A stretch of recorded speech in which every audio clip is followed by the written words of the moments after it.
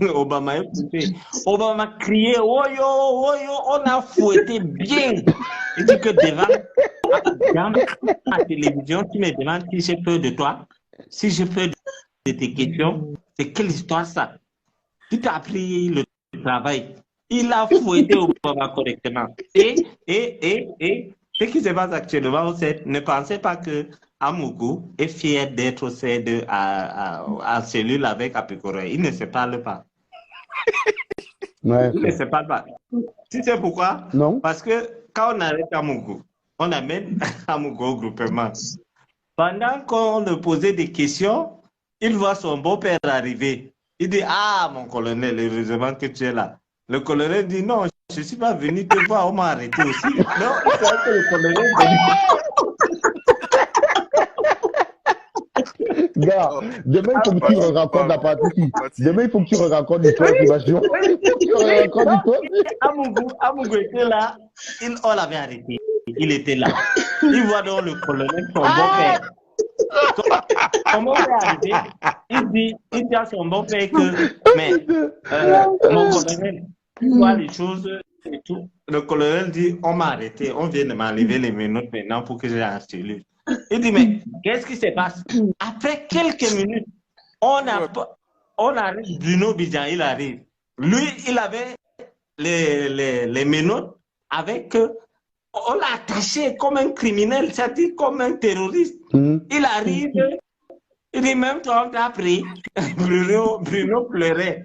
Alors, on est allé faire 2 coups de matraque à Bruno. Bruno a vendu son patron. Quand je vous dis qu'Amougou ira en prison, je vous dis en connaissance de cause. Donc, Bruno, on a fouetté Bruno 2 coups de matraque. Bruno a dit, attendez, je vais parler. Non, mais attends. Bassirou, viens nous raconter ça demain.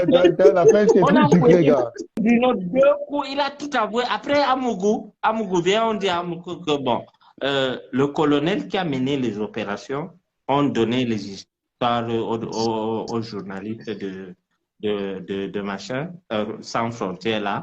Et ce qu'Apikoro a dit concorde avec ce que le colonel a dit. Il dit à Apikoro que on te fouette un peu, tu parles, ne me parlez plus. Il est devenu comme un fouet. Il dit à Apikoro que on te tape un peu, toi tu parles, ne me parle plus. Oh là, il ne se parle pas. Alors, je finis l'histoire de la grève de la faim. Ouais, je vous dis que, franchement, si c'était pas qu'il y avait un mort dans l'histoire, il y a un type qui était venu couper l'histoire de la grève de la faim d'Amougou, qui a été la plus courte grève de la faim de l'histoire du monde. Il a commencé la grève de la faim à 7 heures. Le colonel travaillait à la présidence. Amougou a dit au colonel que bon, moi, je fais la grève de la faim. Si le chef de l'État attend ça, on va demander. Le colonel dit, le type est sans cœur. Il s'en fout. Tu peux me périr là, il s'en fout. Il dit, non, je vais faire. Il dit, ok. On a tout fait pour qu'il déjeune, il a refusé. Alors, Mélissa, qui a sa maman, qui a aussi son mari en prison, dit à sa maman que le plat préféré de Amougou, c'est le sanga avec le sucre. Le sanga, c'est un plat traditionnel et et tout. Donc, elle dit à sa maman que, elle appelle d'abord Amougou, que je t'apporte quoi à midi. Amougou dit que, j'étais dit que c'est moi le chef de famille, je suis en grève de la faim, n'apporte rien. Il a menacé sa femme. Il dit, je suis homme là, quand je parle, tu respectes. Il dit, ok. Mélissa a donc fait le coup avec sa mère. Que bon, le plat préféré de mon mari, c'est le sanga. Prépare le sanga, tu peux donner à ton mari, qui est le colonel. La mère, la femme du colonel prépare donc le sanga. Elle vient donner au colonel. Et quand elle vient à la police au Cameroun, quand tu apportes la nourriture, on te demande de goûter. Et elle a goûté la nourriture et on demande que c'est pour combien de personnes. On a dit 2, on donne 2 cuillères. Donc, Apikoro et le colonel étaient assis de leur côté. Amougou, lui, dans sa tête, il est toujours zombie, malgré qu'il est en cellule. Il est allé s'asseoir au coin. Alors, ou bien, c'est comment il a entendu l'odeur du sanga. Il se lève, il arrive. Il trouve le colonel et Apicoro en train de manger. Il dit, vous mangez, vous ne m'appelez pas. Le colonel Apicoro se met à trembler, il ne savait pas quoi dire et tout. Le colonel dit non, parce que tu avais dit le matin que tu à la grève de faim. Il dit que vraiment, je ne sais pas. Il dit que vraiment, je ne sais pas qui est avec moi. Hein. Vraiment, vous tous, vous êtes contre moi. Je ne sais pas qui est qui. Il se met à insulter le colonel et Apicoro. Maintenant, il dit, donnez-moi la cuillère. On dit que non, il n'y a que 2 cuillères. Il arrache la cuillère d'Apicoro. Il dit à Apicoro, fous le camp. Tu manges tous les jours, tu ne grossis pas. Il s'assoit, il se met à manger.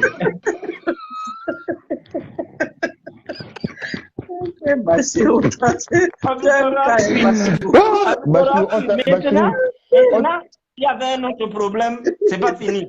Avec le colonel, tu sais, l'homme militaire a un sang chaud. Il a vraiment emmagasiné beaucoup. Alors maintenant, il fallait mettre le sucre dans le sanga. Au moment de mettre le sucre, il y avait un peu de sucre parce que le colonel est diabétique. Amougou prend le plastique du sucre, il dit, toi, ta fille m'a dit que tu es diabétique, tu ne manges pas le sucre, donc tu dois manger ton sanga. Le colonel lui dit que tu es malade. Nous sommes à l'article de la mort, tu me demandes de respecter les prescriptions médicales. Je remets mon sucre, je dis que je ne remets pas. Le colonel s'est levé, il a arraché le sucre chez Amougou. Il a donné trois morceaux à Amougou, il a pris le pour lui, il a mis, il dit que c'est fini, il ne me menace plus. Nous sommes tous toi qui nous as mis dans cette histoire. Ça là, c'est des détails qu'on me donne parce que dans la vie, il faut être bien avec les gens, il faut garder de bons rapports avec les gens. La preuve, la première fois que toi et moi nous causons, je t'ai dit ce que tu as fait qui m'a énervé et après, toi et moi, on rit. Exactement. Tous les gens, si tu finis, tu vas voir tous les commentaires, personne ne va m'insulter. Tu auras peut-être 500 commentaires, personne ne va te dire que Bachir est méchant. Non, il n'y a personne. Tous ceux qui me connaissent. Il y a eu un Bamoun là qui t'attaquait, je l'ai viré. Je ne suis pas un milliardaire, je ne suis pas rien, je suis rien, mais j'ai le cœur. Je peux avoir 10 000, je te donne tous les 10 000, je reste 105 francs. Tu vas penser que j'ai beaucoup d'argent. Et c'est comme ça que je vivais au Cameroun. Donc, je sais vivre avec tout couche sociale, je sais vivre avec du plus grand au plus petit. Je te propose humblement d'aller faire tes recherches et demain, tu me poses des questions, même contradictoires. Écris-moi dans l'inbox de la chaîne si après le live, tu essaies de me contacter en inbox. Ça marche. Comme ça, je te laisse voilà. Non, mais franchement, merci pour ces passages. C'est vrai que quand tu disais que tu veux parler, j'envoyais la demande. J'envoyais la demande. J'ai même utilisé de la ruse pour que vous me preniez.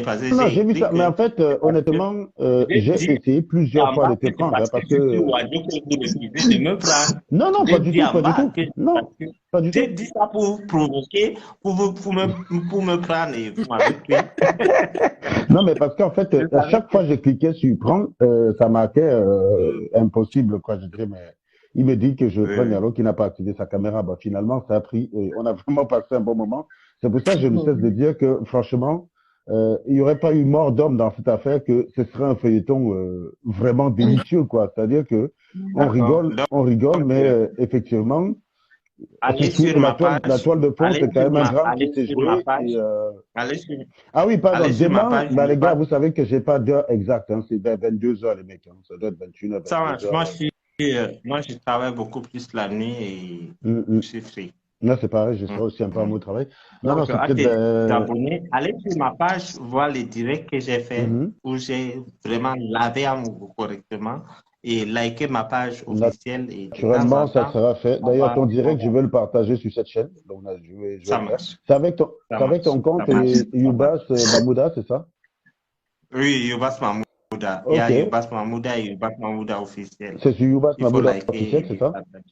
Youbas Mahmouda simple et Youbas Mahmouda officiel. Ah oui, merde, il y a Biamassi qui a sauté tout à l'heure, on est obligé de reprendre. Mais Biamassi, comme tu as bien remarqué, on a accordé la priorité à, je veux dire, voilà. Nous, on parlait d'Amougou Bellinga, on ne le connaissait pas, mais c'est toujours intéressant dans ton live qu'il y a quelqu'un qui le connaît. Ça fait la différence avec tous ces qui ont là dehors, qui sont des affamés à 2 balles qui n'ont jamais connu Amougou Belinga, qui parlent en son nom. Donc, eux, ils sont qui, quoi? Voilà, c'est logique, il le connaît, il sait de quoi il parle. Il a été son intime. Donc, Voilà. tous les gens que vous voyez parler que Amougou présomption d'innocence, ça n'existe pas au Cameroun. Non, Quelqu'un comme Amougou qui insulte un ambassadeur, on va l'arrêter pour rien et on dit présomption d'innocence. Quelqu'un qui passe au temps à dire, Jean, je vais référer sur le chef de l'État. Je remonterai sur le chef de l'État. Voilà. Attends, c'est moi qui est le premier à dire aux gens qu'Amougou n'a pas le numéro de Paul Biya. Tout le monde pensait qu'il avait le numéro de Paul Biya. Et quand j'ai donc dit dans les médias, il a appelé un ministre pour faire ses CCA. Il a dit, j'ai dit aux gens que c'est Major Assé qui l'utilise pour utiliser la voix de Paul Biya. Vous comprenez? Ouais. Alors, un jour, il appelle un ministre qui était déjà au courant, à qui j'ai dit que c'est Major Assé qui l'intimide et tout. Un jour, il a dit au ministre que il faut me donner tel machin, sinon moi je vais réagir. Le ministre a dit, je ne donne pas, va dire à Major Assé de m'enlever comme celui ton président. Connard, idiot. Et tu connard, va dire à Major Assé de m'enlever. Comme vous imitez la voix du chef de l'État. C'est depuis mes sorties qu'Amougou s'est calmé. Hein. Ah oui. Ceux qui débordent de leur débat, j'ai dit c'est à partir de 22h, je ne sais pas exactement à quelle heure, mais ce serait vers 22h en fait. Voilà.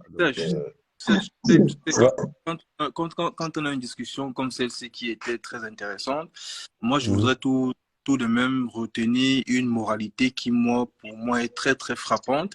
Parce que je n'arrive pas à comprendre comment un monsieur comme celui-là, parce qu'il faut tout de même avoir du respect pour tous les êtres humains, qui n'a aucun courant intellectuel, a réussi à mettre dans sa poche autant d'intellectuels comme des ministres au Cameroun. Moi, c'est ça qui m'inquiète en fait. C'est comment est-ce qu'un mec comme celui-là a réussi à mettre tout ce gratin intellectuel dans sa poche au point d'avoir cette ascension sociale en un laps de temps et devenir milliardaire. Pour moi, c'est cette moralité-là, moi, qui m'inquiète. Je peux avoir une tentative de réponse sans être sûr que c'est une réponse. En fait, à partir du principe... Je vais répondre après, s'il vous plaît. Alors, je vais essayer de répondre, tu me diras si c'est bon. En fait, quand tu es un ministre et que tu as besoin d'un prête-nom, tu as tout intérêt à prendre quelqu'un qui n'est pas spécialement intelligent pour pouvoir te doubler, en fait. Voilà. Donc, tu as besoin d'un abruti fini et qui n'aura pas assez d'intelligence pour vouloir te doubler ou quelqu'un dont tu peux lire le